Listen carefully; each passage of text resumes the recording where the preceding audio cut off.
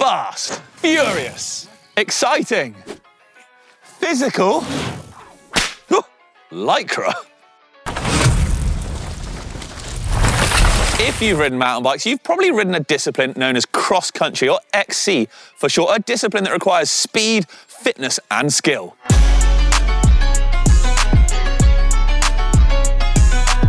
Cross-country mountain biking comes in many different forms and is one of the most popular disciplines around the world, with riders being put to the test over challenging courses featuring lung-busting climbs and hair-raising descents.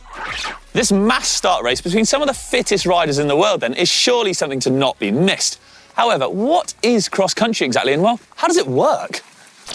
Kicking off a race weekend is XCC, or short track racing. Introduced in 2018, this shortened version of XCO, or cross-country Olympic discipline, is absolute bar banging to the bitter end.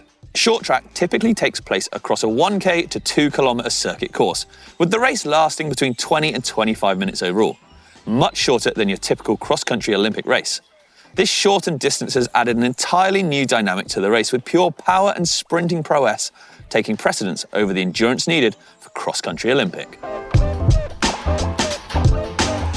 The short track race is massively important for the riders, as not only does it provide points for its own World Cup overall, it actually also affects the rest of the race weekend.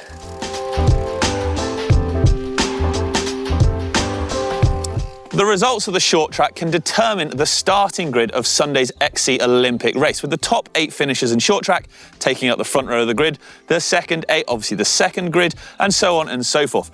Unfortunately, the lower down the grid you are, the more of a hindrance it's going to be. XCO, or cross-country Olympic. Now this is the big one, the one everyone wants to win, and the one with that little extra prestige. Added to the Olympics in 1996, it's the biggie because basically it's the only form of mountain biking on the Olympic roster. Kicking off with a frenzied mass start, a cross-country Olympic race is made up of multiple laps of a challenging course for around 90 minutes of racing. Consisting of lung-busting climbs and unbelievably technical descents, riders truly are pushed to their absolute limit. All the while redlining at your maximum heart rate side by side to your competitors. There really is almost no better racing. Top 38 riders score points at the end of a race. The rider with the most points at the end of the season is crowned the UCI Mountain Bike World Cup Cross-Country Olympic Champion. If a rider wants to claim that overall, they're going to have to show speed and consistency across all 8 rounds.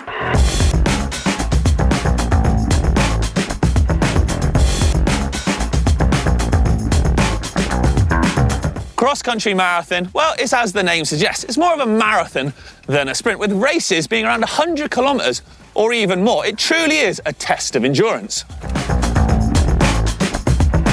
Brand new to becoming a UCI Mountain Bike World Cup event, cross-country marathon really is where it all began. Even XCO has its roots based around it. Riders, well, they're going to take in epic single-track, huge vistas, being challenged both up and down.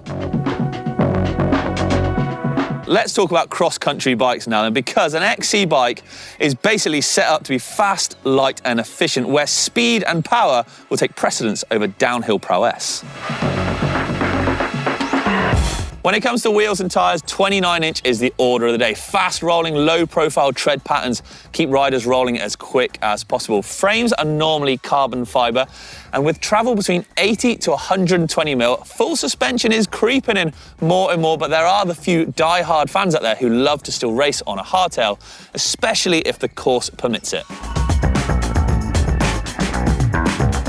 Over the years, as cross-country tracks have been getting wilder, bikes have been adapting to suit. So slightly wider tyres are now the norm. 2.3, 2.4 even are used front and rear. Dropper posts, blasphemy I hear you say, never a thing back in the day. Actually commonplace on a lot of bikes now. And geometry has changed drastically as well, with bikes getting longer, lower and slacker in the head angles to accommodate these crazier tracks. Well, there we have it then. Hopefully everything you need to know about cross-country for the upcoming season. I, for one, cannot wait. Now, don't forget, you can watch all of the racing live and on demand on GCN+, including all of the elite finals. See ya!